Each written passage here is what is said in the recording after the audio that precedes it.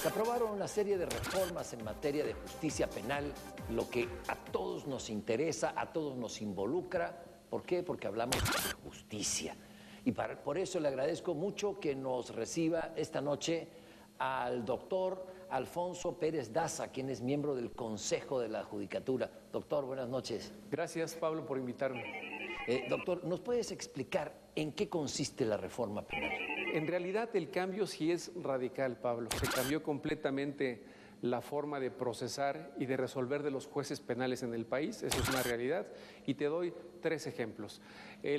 Anteriormente, cuando tú presentas una denuncia penal, dices que alguien te cometió un fraude, lo que la gente tradicionalmente pretende es que se detenga al defraudador, que se le meta a la cárcel y que el juez le aplique una pena de prisión, que se quede en la cárcel. Pero resulta que ahora las nuevas reglas procesales ya no tienen como primer objetivo meter a la cárcel a los responsables de los delitos, sino que se diseñó un sistema penal que permite que haya un arreglo distinto, ya no por el juez que tenga que estudiar si hay delito, si no hay delito, si hay culpabilidad. Ya no le dejan al juez principalmente esa opción de él resolver la legalidad, sino que la propia ley dice que el que fue víctima de un fraude se puede arreglar con el defraudador y decirle: te pago la reparación del daño, firmamos un acuerdo entre tú y yo y vamos con el juez de control para que él lo eleve a sentencia y se acabe el asunto. A ver, entonces, si a quien nos está viendo le roban el coche, por ejemplo, ¿el ladrón del coche va a la cárcel?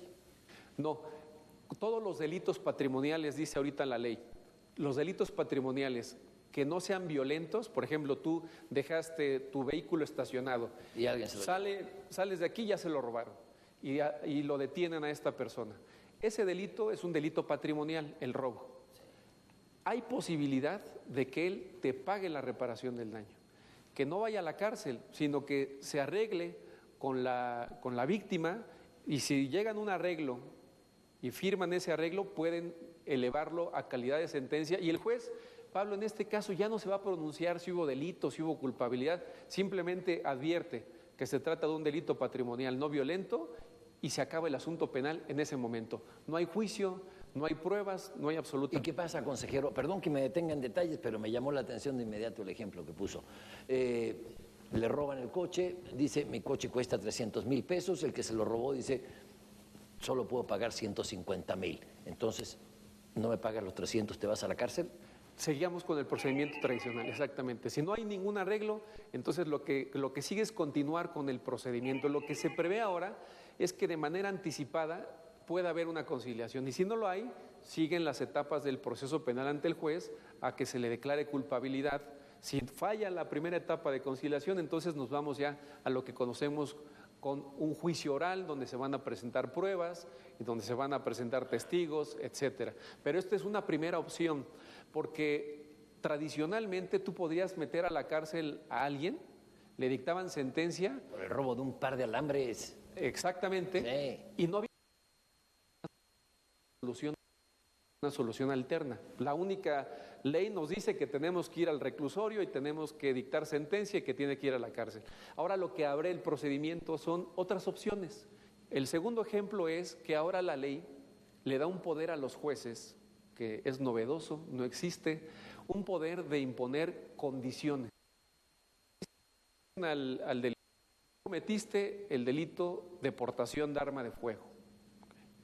Y el delincuente dice: señor juez, yo quiero que suspenda el procedimiento, ya no continúe procesándome, impóngame la condición que usted quiera, pero yo le pido que ya no continuemos más adelante con el procedimiento. Y el juez puede imponer como medida de condición, como una sanción por haber tenido el arma, le puede decir: trabajo en favor de la comunidad durante 6 meses. O sea, no va a la cárcel. No va a la cárcel. Entonces ponte a trabajar. Y si trabajas, yo voy a supervisarte, y si en 6 meses trabajaste bien, extingo la acción penal. Se concluye el asunto. O sea, ¿esto va a ser retroactivo? No, lo que resolvió ayer la Cámara de Senadores, aprobando la miscelánea penal, fue dividir que todos los que ya fueron procedimientos del sistema anterior se van a quedar con esas reglas procesales y que a partir de la entrada en vigor del nuevo procedimiento serán los casos novedosos que apliquen estas nuevas reglas. ¿Qué significa esto que vamos a pasar a un sistema penal acusatorio y oral? Lo que sucede es que tradicionalmente los jueces dictaban por escrito sus sentencias. Sí. Nos hacían 40 hojas, Pablo, unas sentencias ahí donde señalaban la jurisprudencia y los tratados internacionales, y la gente que no es abogado entiende lo que dice el juez en las sentencias. No entendemos porque son términos jurídicos y en realidad generalmente no sabemos cuáles son las razones por las que el juez dicta una sentencia condenatoria. Lo que ahora prevé en la nueva ley es que el juez tiene que explicar oralmente por qué decide de una forma o de otra forma. Y además lo tiene que hacer de manera pública, Pablo. El juez. El juez, como lo haces ahora en tu programa, que queda constancia en audio y video, de lo que dices, ahí está la constancia.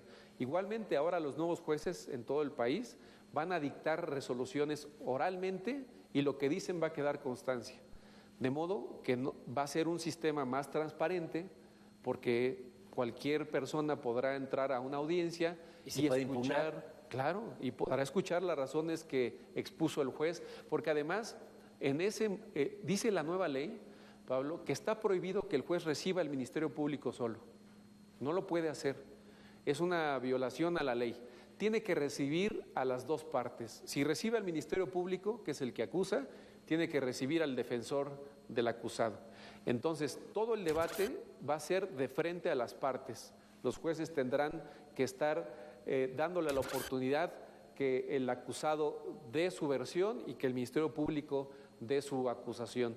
Y a ellos dos, delante del público, les dirá: tú tienes la razón porque efectivamente lo que dices no me convencen los testigos que presentaste, esos testigos que estás presentando son falsos, yo le doy más veracidad a los testigos del Ministerio Público, a la policía que dice que te detuvo portando droga y por lo tanto te sentencio a tantos años de prisión.